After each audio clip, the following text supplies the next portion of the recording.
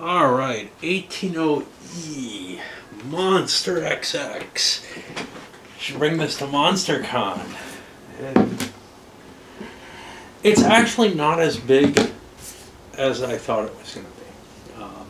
I guess I should have known. I mean, because they say, hey, it can be played in like 12 hours or something. Yeah, it really can. It doesn't play as long as it is big. It's a huge map, but it actually manages to keep the total playtime to almost a reasonable level. But unfortunately, almost is a key word here. Because, at least for me, when I sit down to play an 18XX game, I have a certain tolerance for the amount of time spent. And what I find is, when they start going above 6 hours by much, it's too painful for me. It's just too much of it. I like XX. I like it a lot. And in this, it's more than that. There's too many decisions, too many different entities. This whole stack, this is all the different minors and regional railways, well, they can turn into majors, that the game includes. And that's a lot to have operating at once. Now, there are smaller scenarios, but the point behind this one is its grand scope, its huge size, everything that it covers. And when the truth comes down to it, maybe, at least for me, that's not an appropriate choice for an XX game. What I like with an XX game is something that's, a little bit shorter, not a short game by most economic game players' standards at all, but something that I can get done in a sitting pretty easily, and not solitaire, but opposed. And very, very competitive. My feeling with this was that some of the decision making was just so, there were just so many options, such a myriad of different choices that I'm facing, that it didn't really feel like a competitive game anymore. It started to feel like a big war game in terms of the way I'd want to process it. And unfortunately, XX is not a good simulation of much of anything. Now, this game tries to do a better job with the track. The way the tracks are, and this it takes from 18EU, the way the tracks are, it's not like, oh look, I've got a curve, so you're never going to be able to go in this direction. No, you can pretty much upgrade the track up until there's too much track in the area to whatever configuration you want, as long as you maintain the old track pieces. There's something nice about that, but there's a negative side to it. There's always a negative to everything that you do, right? The nice thing is, hey, it's more accurate, right? There's switching stations, this, that, and the other. Trains very seldomly are. Yep, that track's curved. You see it on singular lines, but not where you're having junctions, or at least not important ones. Well, the negative is you allow people that much flexibility with the track, and the very open board in general does this as well, and you make it so that you can pretty much run from anywhere to anywhere else, unless you had cities that are dotted all over the board. There are always ways to get through. So if somebody tries to put a choke point in, you can cut through it. So basically everybody has these humongously, they can hit the best cities that they can run through. But what it really comes down to is almost always, well, okay, the middle of my run cities, am I hitting the best ones possible there? Because I can basically, you could essentially, in the game that I was playing, run a 2-train from Constantinople out to Lisbon. Actually, I don't know if that was quite the case, but one track uplay, a couple of track upgrades, and it would have been there. I think everybody was going through Madrid, so nobody bothered to avoid Madrid. So it would take a 3-train.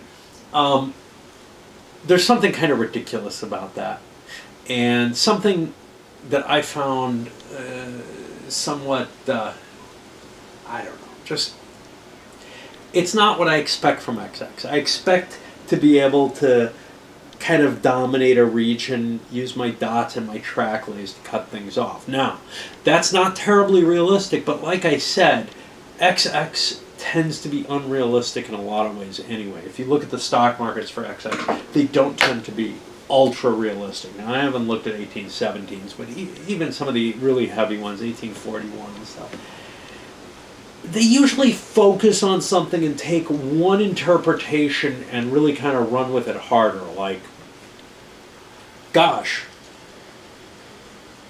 money that's in the, or stocks that are in the initial offering should generate cash for the company. Or, well, no, because those are kind of in hock.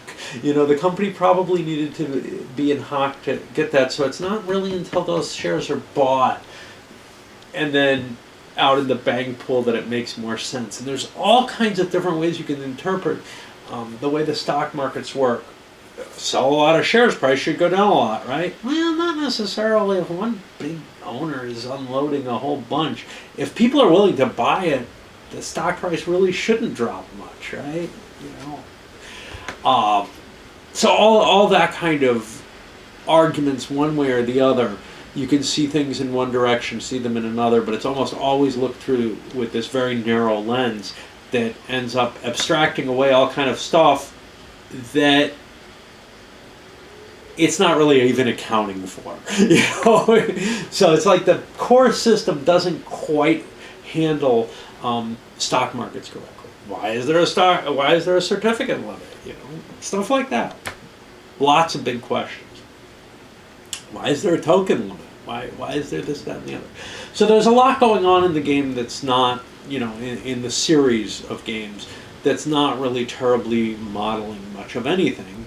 And okay, so this game decides to model the actual rail transits of individual trains more realistically, but is that really what's being represented? Do those curves actually impart something that is more real than how one single train can operate at a location? And that's the kind of, you know, metagame discussion that is interesting, but quite simply, I don't think one can really ever argue, yeah, this is a definitively historically accurate 18XX game.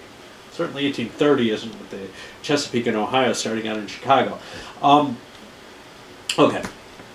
So what you have is what I look at least, as something that weakens the play, the competitive cutthroat play aspect of the game, and adds a burden in terms of the whole board's open, you can hit anywhere, so you got to try to figure out your exact best route. So you may have like 10 different choices that all seem possible, or maybe 4 or 5 or whatever. But most XX games, you look at the track and you can say, okay, this is pretty easy, except for the games that have like the big national railway, which has the same problem. You know, I've got distributed dots all over the place. I can run wherever the hell I like, and I have many, many different choices and many trains, because that's another factor of this game. It's not that you have a huge train limit. You still have a 2 train limit on the major companies. The nationals have 3. They don't matter at the end of the game, but they're big trains, and every company pretty much has 2. So you have a lot of these different calculation questions going on. Some companies have more than 2, and runs are pretty big, and trains are able to hit all over the board at the middle of the game when there's 3 or 4 trains, well, 3 trains per company, say. So that's kind of, you know, it's just there's this burden on the players as to more effort without anything that I can really discern as terribly worth having gotten. All right, let's talk components, and then we'll go into some of the specifics of the rules. Beautiful, beautiful component set for the most part. The boards, these nice hard boards. Oh man, the little hexes, I love the way they look. They're a little crampy to play with, but that's okay. Honestly, most of the components in this game are just absolutely gorgeous. There are so many companies, they reuse the same color wooden pieces for different companies, but that's okay. You've got stickers on them. I would say it might make sense to put a backside sticker on them. I've played with games that have those backside stickers. I kind of am growing to appreciate that, especially since you don't have to flip the tokens as much. The play money. All right, the designer definitely is not pro play money. Little tiny play money, tons and tons of it.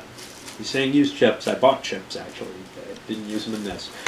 But the only negative for this play money, I actually like the size. It's good quality paper, easy to manipulate, etc. I think it's excellent paper money for this particular game, except for the color choices. The color choices are too similar. It's too easy to make mistakes in them. Especially the blue ones. I have kind of a blue-green colorblind issue. Not at all bad, but I have trouble discerning some under bad lighting. Anyway, the money also doesn't have any other distinguishment, but if you're using chips, that's probably not a big deal, and most people likely will. Not that they're part of the game, but these Plano boxes were suggested for it. I'm unimpressed with them. You can see maybe this kind of bent thing here. They have removable partitions. I would rather have one that had all the possible partitions already in place. The removable partitions, some of them hold up fine, but in this top row, they have not held up at all. Well, they didn't work to begin with. They just didn't quite sit in that top row properly. And it's a matter that the boxes aren't shaped correctly for those partitions. There also aren't enough partitions for all the spaces, which I would prefer. Okay. Lots and lots of charts and tables. And this is really useful, but if you're me, you don't end up looking at them enough. Now let me check my time limit. I'm going to pause. I'll do this in part. Okay. Technically I'm done working, but I'm answering somebody's questions. They're coming in every few minutes. All right. So, what about the kind of or the things in the rules that are kind of interesting? Because there's a lot of new stuff in this game, and that's what makes it kind of exciting. Even though I think it's too big, and I don't think I'd want to play the smaller scenarios because, hey man, it is for the grandiosity. There is something very interesting going on here. Even with the flaws with it. And the fact that it is playable in about 12 hours is impressive, and I probably will do it some more. Not in the near future, but it may not get as many turns as other XX games. Okay.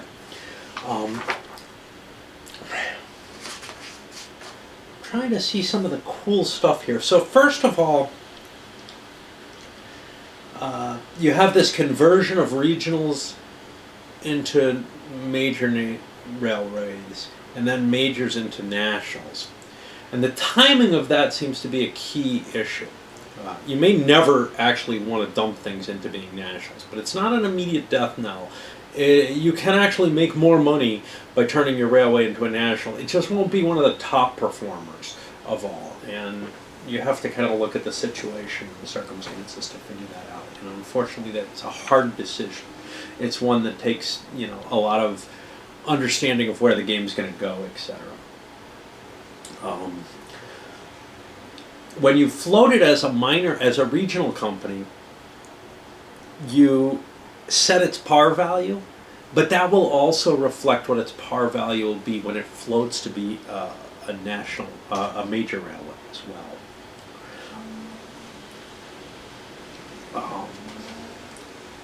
When you change a company from a regional to a major, you end up diluting the stock. So everybody holds the same certificates, but a whole lot more is being released from the company. So you got to be kind of careful with doing that in terms of you could lose control of a company. Now, there's actually a really nasty thing, which is if you own half the regional and somebody else owns the other half, they can float it on you and take control of it. So that's generally what we saw is when somebody went to the half, they were forced into floating their regional. The thing that's funny though is that it was regionals that started early, or regionals that floated as major companies early, that ended up being among the best companies in the game, just because stock value becomes the major determinant. So there's these patronage tiles. These are cool. I like these because these mean that the game's going to be different every time. You randomly select some of these, and it's based on different sets. And there are places that are of interest to go to the various minors and regionals, and maybe even the majors later, because they get a cash payout for it. I guess the nationals could too, if there's any left by the time they get there. The nationals are really neat.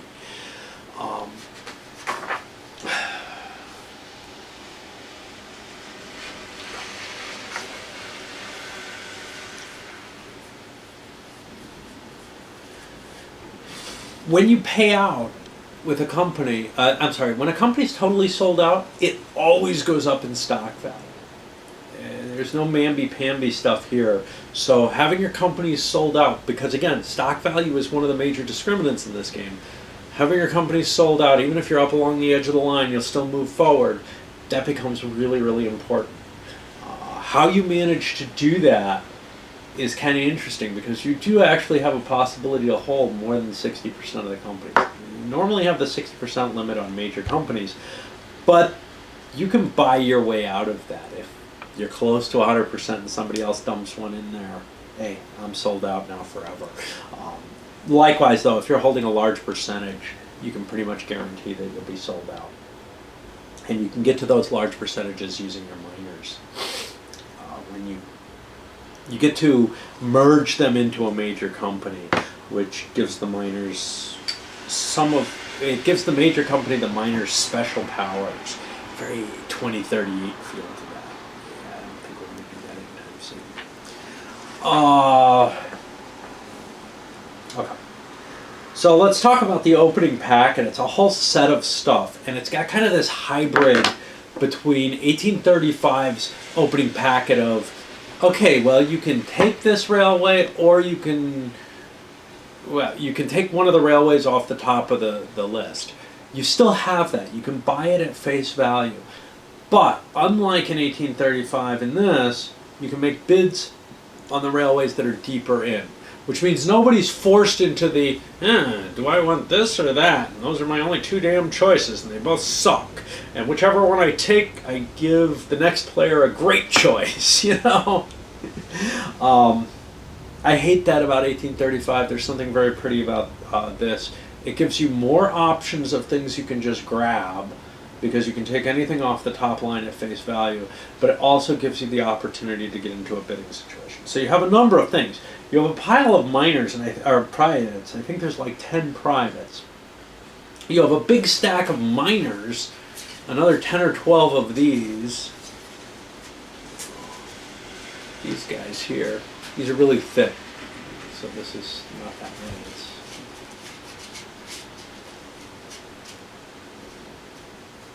Yeah, get 12 of them. Each of which has a special ability. Most of the privates have a special ability, which isn't associated with a single railway. Normally it's associated with the player who owns the private, which might mean multiple of their railways do things. Then you have a set of concession cards, and I got them buried in here somewhere. But basically there's 10 cards that say, I get an early choice to do something. And that something you can do is either to float a regional company, which requires that you pay cash into its treasury to get it started, or to float one of the miners you already have. Otherwise, it doesn't actually run until you take a stock action to float it. It's kind of important to use the concessions on your miners or on the regionals, because it gives them an earlier operating turn order, which is really kind of neat. They're potential advantages to that. There are also potential disadvantages. Maybe you want to go late in the operating rounds usually. So, But what it definitely gives you is the first right to spend your money and start a company. So the first concession says, I get to start the first of the regionals, and I get to choose any of these, all fixed location regionals. You also have the neat ability to kill regionals off if you want. Only 6 of them can be killed. 6 of them will be killed. I think that's kind of a nifty mechanism as well. Although, as an option, you wouldn't play with it. There's an option not to play with the concessions at all. I think they are just wicked cool. So I would not. I would not want to get rid of them. They're one of the coolest things. But I mean, there's something that happens once. Let me check my email again. I think I heard something. Okay, let's see what else we got. Yes.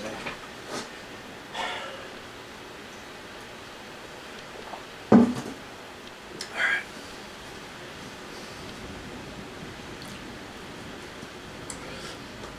Unlike most XX games, this isn't just broken up into train phases. It's also broken up into railway phases.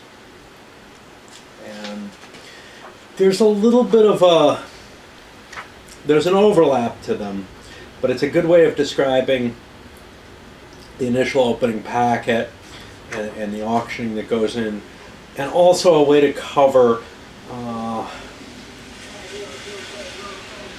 there's a distinction that's not based on trains, which is the pre-majors phase of the game, when only regionals and minors can run. And that happens up until, and actually you can't buy secondary shares of the regionals, that happens up until all of the minors and 18 of the 24 regionals float, and then the remaining 6 regionals disappear from the game, if they haven't already been disappeared. And then it also covers a special situation of, which is based on the trains, sort of, but again, a little off to the side. It happens on the stock round following the operating round in which, following the set of operating rounds in which the first 5 train is bought, which is a consolidation. All the minors and regionals have to find their way out of existence, basically. The regionals turn into majors. The minors have to merge.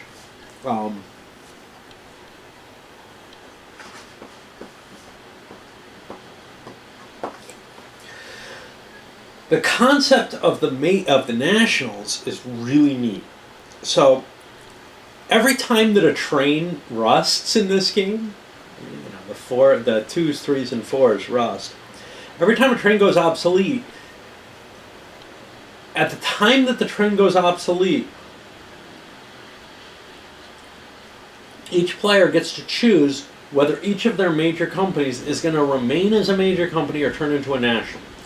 The bonus of a national is he essentially gets free trains, and he gets to keep running obsolete trains.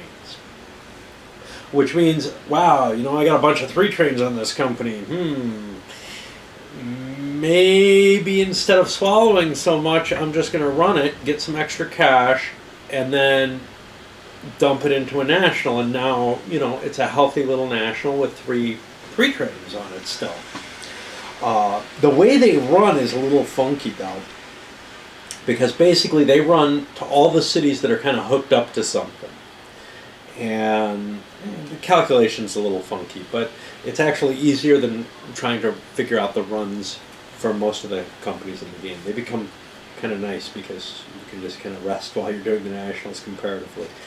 Now, we'll get to the operating rounds in a moment. Like I said, it's possible to go above 60% of a company. One way is when you merge a minor, or when you merge a minor into a major, you get a share of stock of that major if it's available. That can send you over 60%. Another way is if you buy it from the bank pool, you can pay, I believe it's twice this value of the company.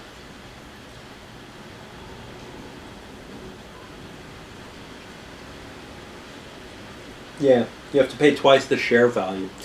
That would be hard to justify in most cases. However, the runs quite often are well above the share value of the company, so maybe it's not that bad an idea. You know, if one of the companies is the only good company out there, of course, why would it be in the bank pool then? Well, if you know it's going to be the only good company. But otherwise, it's generally fine to let other people invest in your companies. We did have at least one company get its stock value screwed up but it was its own fault. It stopped making money. You know, it turned into a national and stopped working, being a good company.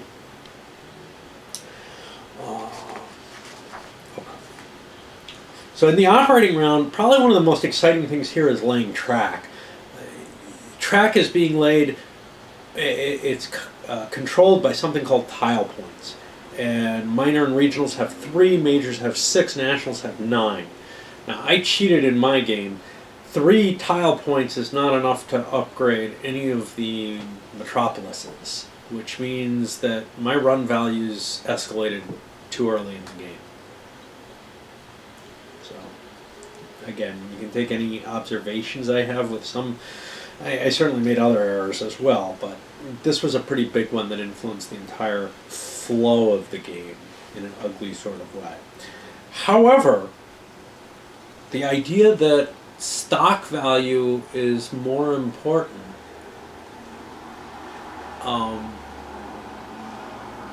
seems, if anything, bolstered by this fact, at least endgame stock. And of course, early money is really important.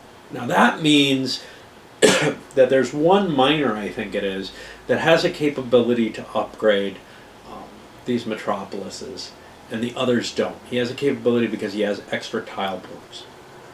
That means that wherever that miner starts is going to be richer than everywhere else, and everybody who's riding his little choo-choo, you know, I mean, who's in the same general area and building track near him, is gonna do much better.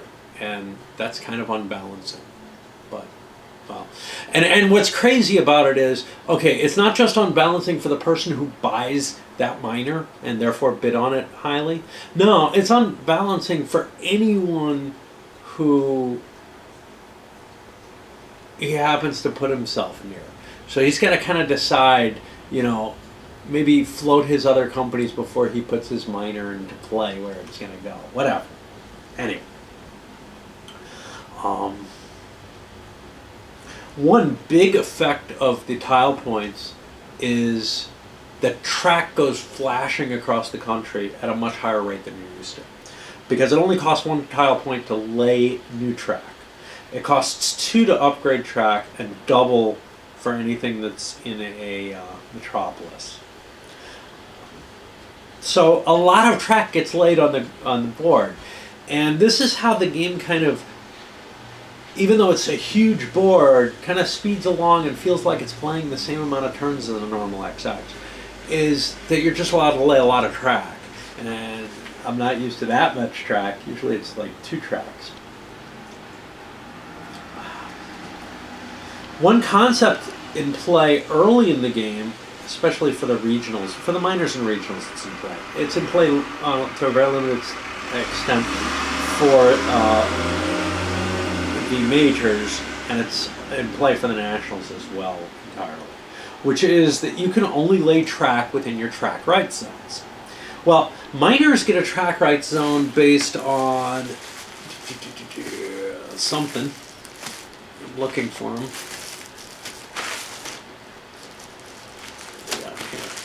These little, wherever they start, they get track rights to that country or to that region.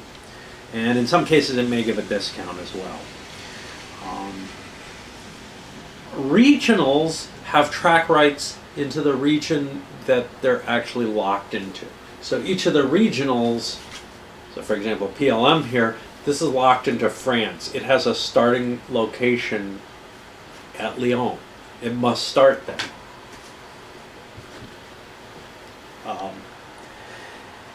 And that means it's only going to lay track there until it becomes a major company.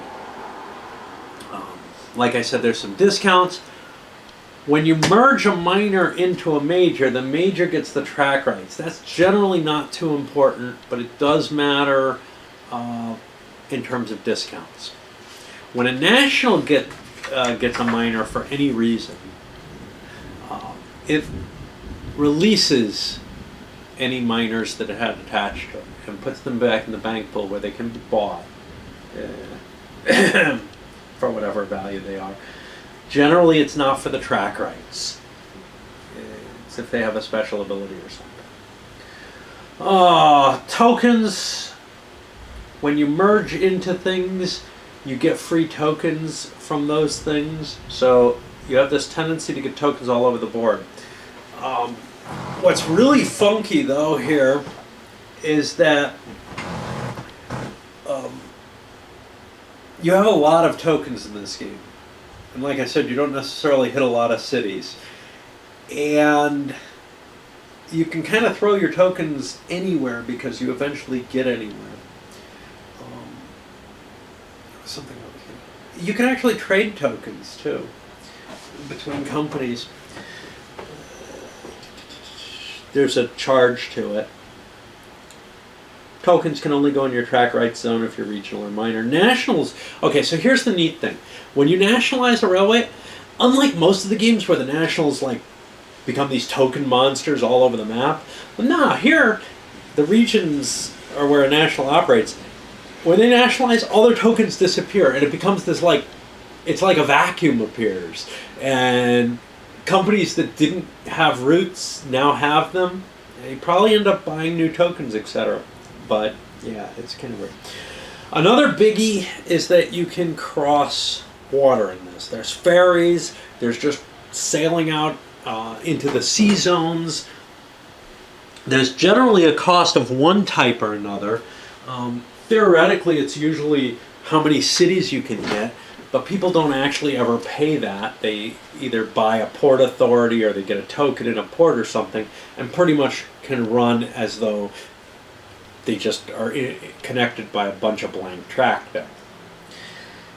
This seemed really intense and game shaking until you realize that, oh yeah, but I can run from Constantinople to Paris on a 2 train. Without using water. So the game is just very, very open with or without the water. The water helps you sometimes get around some problem areas, jumpstart some track. And then there's areas where you just can't make the crossing otherwise, like to New York City, a big 160 pound location. There's locations with special rules. One problem with this game is there's so many rules, and so many of them are special rules. Each minor company has a special rule. Almost each private has a special rule. The city of Lille has several special rules. Yeah.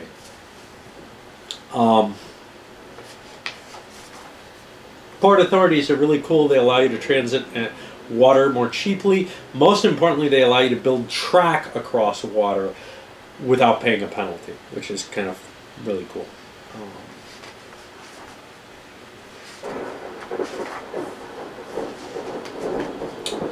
You have forced train purchases in general for major companies, but minors and privates do not. I'm sorry, minors and regionals do not.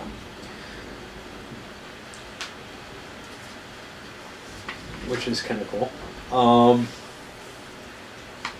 And nationals get free trains anyway. Okay. Another big thing is, hey, the game's named Orient Express, right? It's the concept of the Orient Express run. This is a major run going from Constantinople to one of a small set, London, Paris, Barcelona, Moscow, Berlin. A small set of other metropolises. Metropoli. I like metropoli better. When you make this run, you get a bonus based on the train phase that it is, and that goes up to $100 to the run, which is like a big city edition without having to use up any train.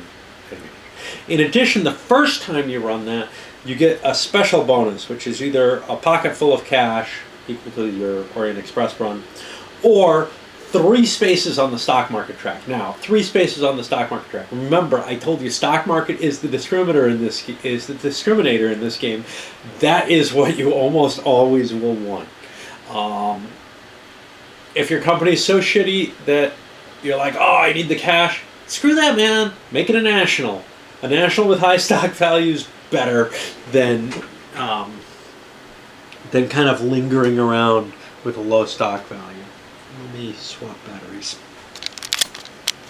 Okay, like a lot, well, not a lot, like a few of the XX games, starting with 1870 in my memory, but there may have been others before that. I doubt it. I don't know what was kicking around back then, but commercially available. There are a fair number now that have it. You have the opportunity to half swallow in this game. And this is the same rules as 18EU uses. Actually, there's a lot in this game that's like 18EU, which, again, might make sense because they're the same topic, but it doesn't seem terribly topical, like the use of Pullmans. It doesn't seem like it particularly means anything, I mean, whatever, they're interesting, but how much of this crumb do we really need? How many different choices do we absolutely need in this game? And this game really overloads it. But anyway, the half swallow is one of those choices, and in this game it has a humongous effect because the runs are big enough that you can almost always half swallow, which means you're still faced with an interesting choice. Do you want to run for better money at some point and then dump the train into being a national where it'll run for good enough money for the rest of the game? Or do you want to run for decent money, half, for almost the entire game and just try to build up your trains as much as you can? And I kind of did a mixture of these. It doesn't seem to matter. As long as you get your stock value up, it seems like it's okay. If you can't get your stock value up, then you've got problems, right?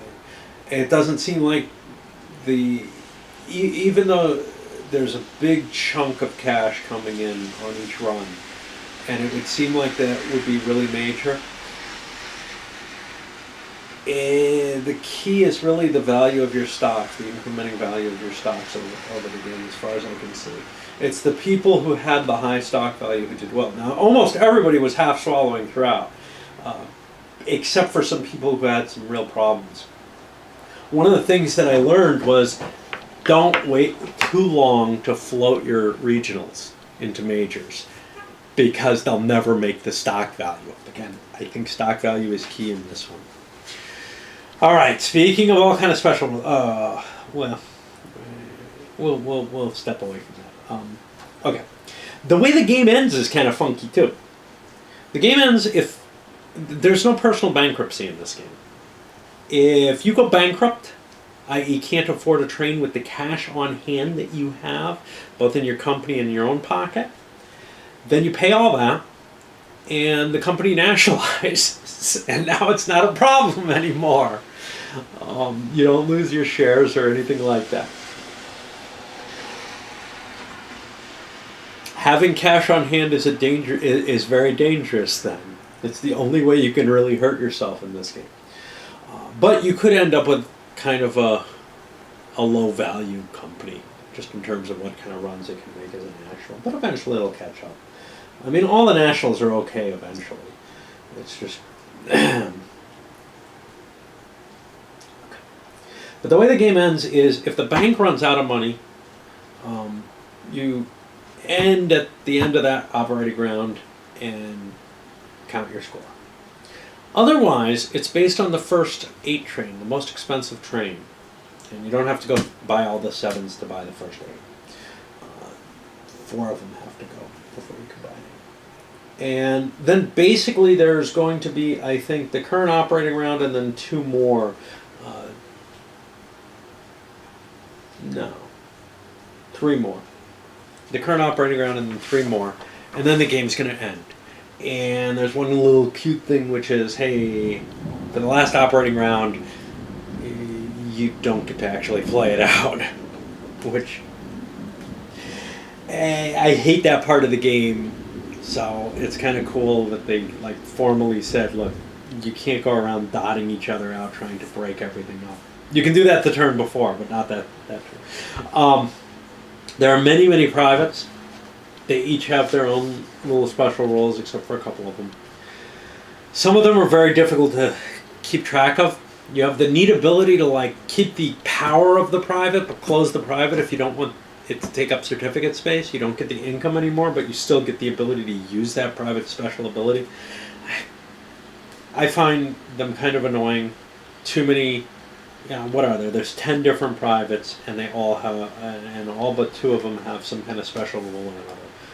And they're just painful. And then likewise with the minors, each one has its own special rule, and there are M of them. What's that like? I think I counted 12, right? Some of them definitely more valuable than others. All in all, I think this would be a fascinating game to explore. But if all I did was 18xx, I would probably want to do this. I would probably want to do it opposed rather than solitaire next time. It's too much game to do solitaire. I mean, look, I play huge war games. These are supposed to fit in here. I play huge war games solo and have no problem with that.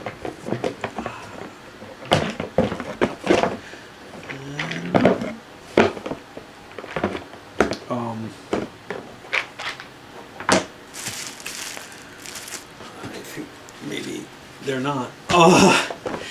And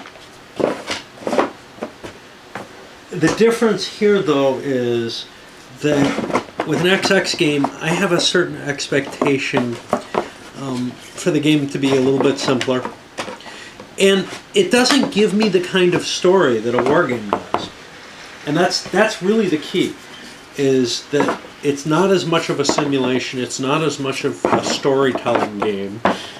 It's just not giving me what I really expect out of a war game. And that's fine. It's not a war game, right? But it's also, therefore not something that I necessarily want to be spending the amount of effort, the kind of thinking that's involved in this.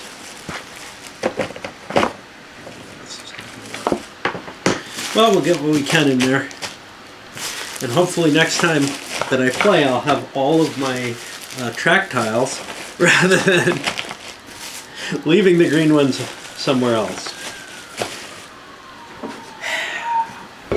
It's a lot of game. Alright, up it goes.